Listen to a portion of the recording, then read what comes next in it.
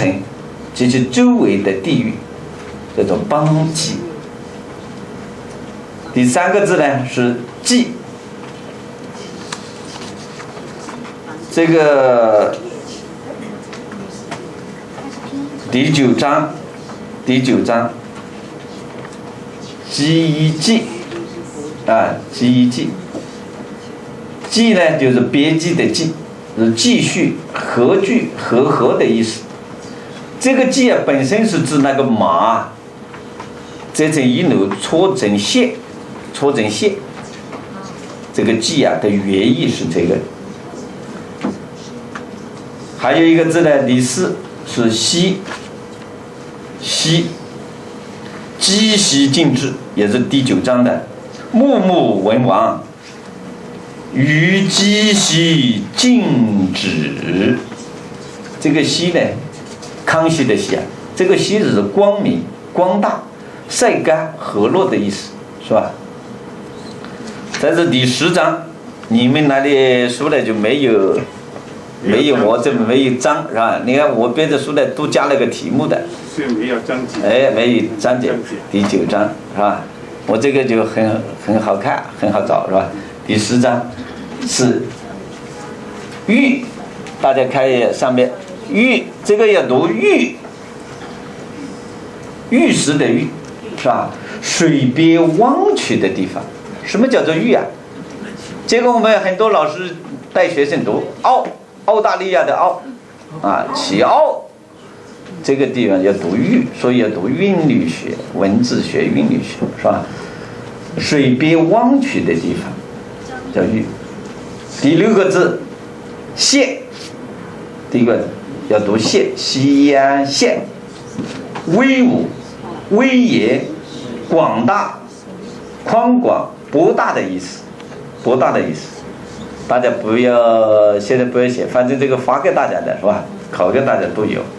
我们看一下讲，连续有3个基本同音的，轩呢是通火字旁这个轩，盛大、高尚、谢扬的意思，这个轩。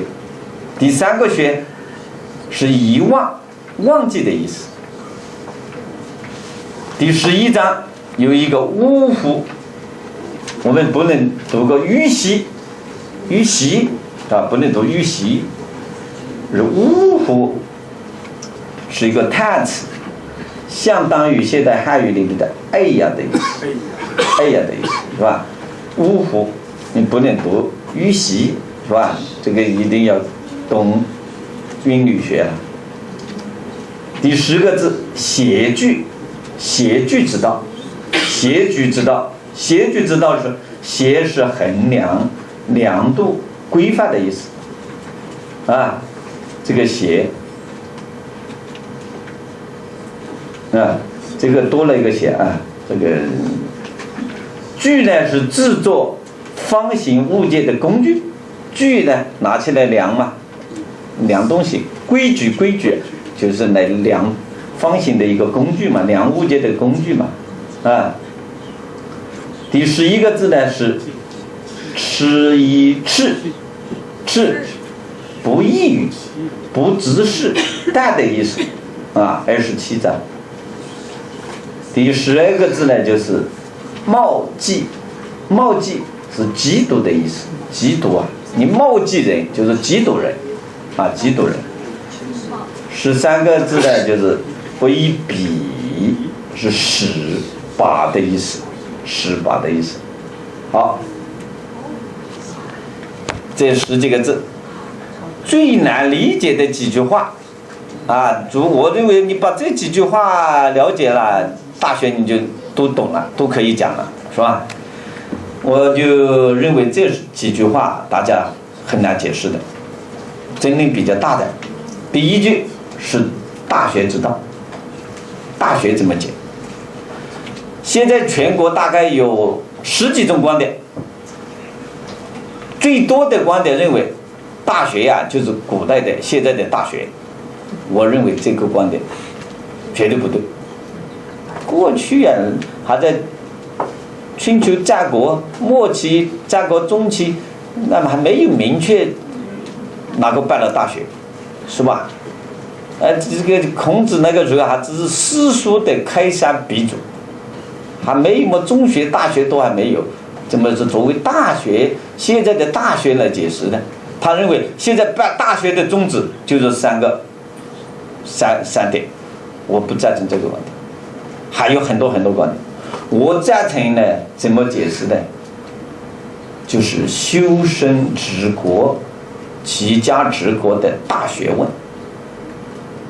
你看30章全部讲修身、修心、齐家治国平天下的大道理，是吧？他怎么讲这个？现在怎么大学里面办大学要做好三件事情？这个显然不通。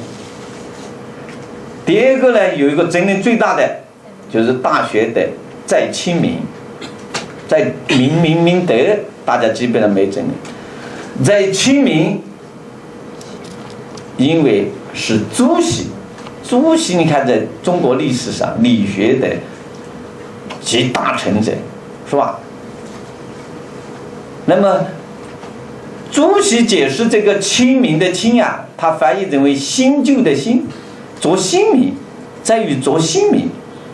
我们过去听老师讲都是讲翻成新民，所以我呢不主张是翻成新民，新民根本不通了，无法讲下面，也无法讲题目，是吧？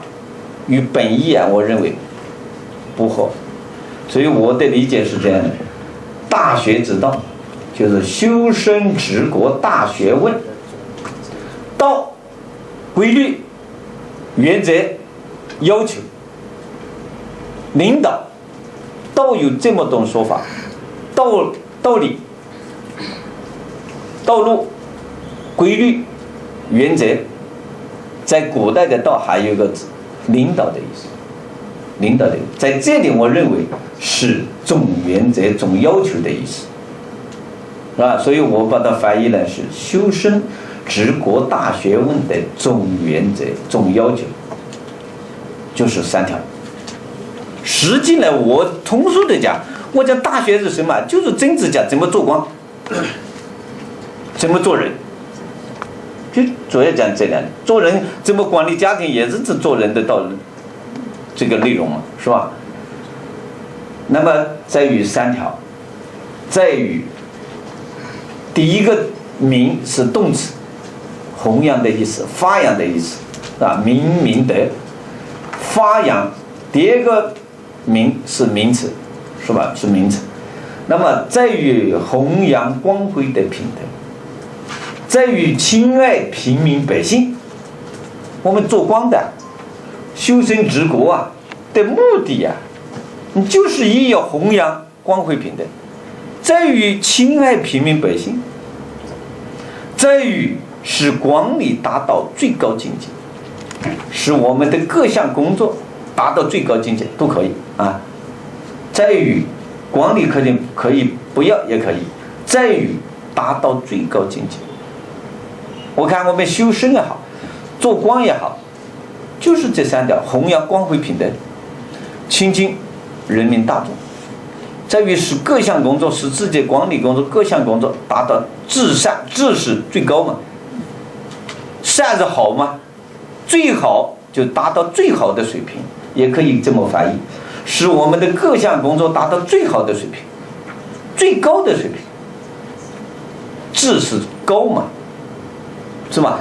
第一个止是就在这个地方嘛，是吧？达到的意思，最好的水平，最高的水平。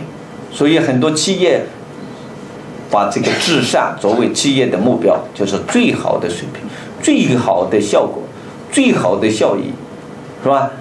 我认为大学问，特别是做官的人修身治国，你主要目标就是3大，下面就来阐述了，是吧？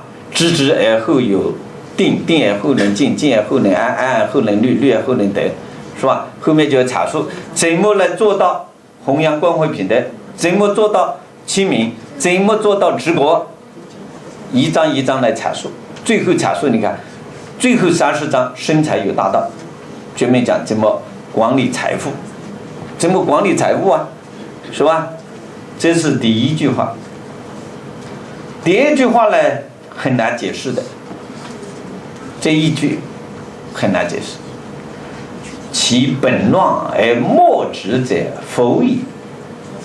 其所厚者薄，而其所薄者厚，谓之有也。第5章你没看到是吧？可以翻到书第5章。这一章怎么讲呢？本乱就是道德这个根本，道德是人的根本，这个本是指人的根本。你这个人的道德的根本坏了，而想来治理国家、治好国家，那是不可能的。谓之有也，否也，否是否定了，没有了，是吧？一个人的道德根本都没有了，都乱了，而想要治理国家、平天下，否也，不可能的，是不可能的，是吧？好，后面一句，厚者薄，薄者厚。厚就是重视，薄就是轻视、放弃，是吧？厚是重视，薄是轻视，在这里做这个意思，所以这个话就很好解释嘛。应该重视的大事都被轻视，本应该轻视的小事反而被重视，这种治理天下的方法是从来不会有的，也不会成功的。我们在座的，你看你是这么修身吗？你怎么去管理企业、管理学校吗？应该重视的你不重视，不应该重视的你重视，怎么治好单位、治好国家呢？所以我讲大学是管理学的一部最高水平的管理学著作啊！你看讲得多好，治国修身齐家的讲得多好，是吧？一个人的道德是根本啊，道德都乱了，还能够治国吗？不可能。应该重视的东西你否定，也可以做否定，不重视。应该不重视的你结果花很多精力去重视，怎么能够治好国家，治好一个单位啊，治好一个学校呢？是吧？好，第3句，第6章的第3句，这个很难解释，有一些争论，是吧？实际呢，我的理解是前面解释了啊，是解释了。故事贴之明命，故事就经常故在这里做经常注意上天赋予的弘扬美德的使命，弘扬道德的使命。你看我们诗经里面专门有句这个，要经常注意上天赋予弘扬美德的使命。我们在座的各位啊，我们要大家弘扬传统文化，弘扬经典，就是弘扬传统美德嘛。我们大家要经常的注意到思考，是吧？要提醒自己，上天赋予我们弘扬美德的使命啊。